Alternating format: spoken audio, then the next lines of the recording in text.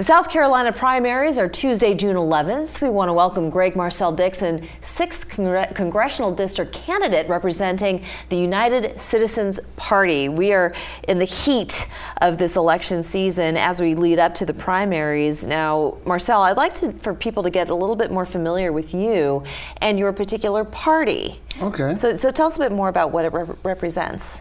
Well, I'm a public school teacher. I've been in this South Carolina District 6 for my entire life, and I've decided to run with the United Citizens Party. It's a third party that's been here in South Carolina since the late 60s. And their original agenda, it was twofold. One, they wanted to see more black politicians elected to office because it had not happened since the fall of Reconstruction here in South Carolina. And two, they were fed up with the neglect of black voters by the Democratic Party. They had seen, as we still see today, that the Democratic Party gets the majority of the black vote, and yet black Americans remain to the bottom in every measure of quality of life in this country. Now, the current representative, Jim Clyburn, is an African American himself. He is a Democrat, but he has, over the last 3+ decades, been representing the 6th Congressional District. So where has he fallen short in your view, and where would you make changes? Well, one, and this impacts all people, South Carolina District 6 is the 6th poorest district out of the 435 districts total in the United States of America. Wow. Now, that means we are almost the poorest place in which to live. Everyone may not feel it, but a lot of people do. And that's not all Clyburn's fault. There's plenty of share to blame. The Republicans run the state legislature, and he's the only Democratic politician elected to the U.S. House. However, he's been in office for 32 years, and we should have a lot better to show than being almost the poorest place to live in America.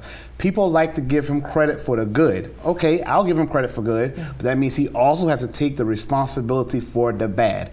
And he refuses to do that. He advocates for the needs of people who are not even Americans, such as illegal immigrants, but his own constituents, and be more specifically, his fellow demographic, black Americans. He is neglectful of standing up and advocating for us. Why do you think that is? I think it's fair.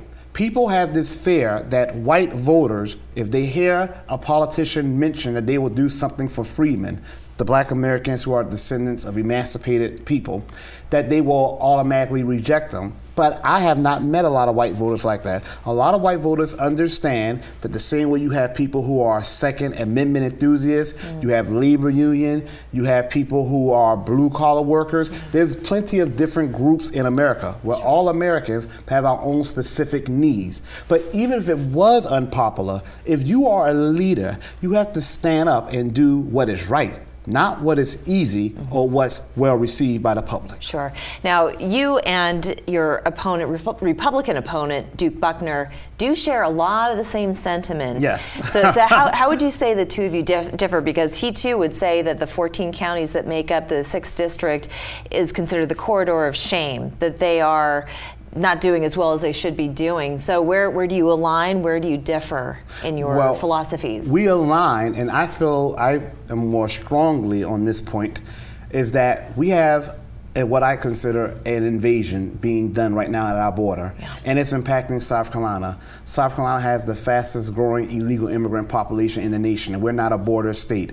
Now, I'm not going to blame the people who are coming here illegally. I'm going to blame the politicians and the corporations. You got corporations who are importing cheap labor, and you got politicians who want to import their own constituents so they can have the people to vote for them. Sure. I feel that we need to have a livable wage in this country, but one of the ways you do that is by you get your immigration under control. When you have more jobs than people, you have better paying jobs. When you have more homes than people, you have homes that people can actually afford. I believe that this government invests trillions of dollars in other nations, some that don't even like us, trillions of dollars in people who are not Americans, and in corporations. They should be doing that. So I feel like school, public universities, vocational schools should all be free of charge.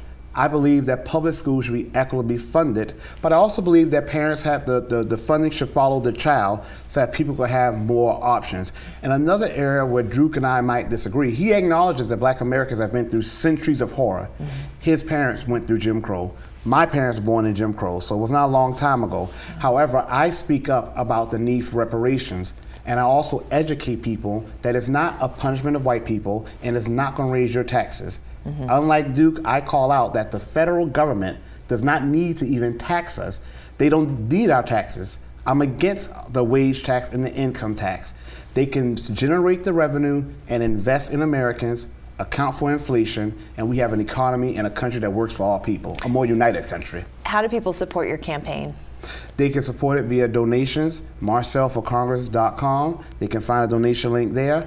I always need people to help get the word out about my campaign. So if people would like to sign up to help mail out flyers, make phone calls, or send text messages, yes, always info@Marcel, M-A-R-C-E-L, for Congress.com. Marcel, thank you so much for coming on. Thank you for having me. Thank you. We're back after this.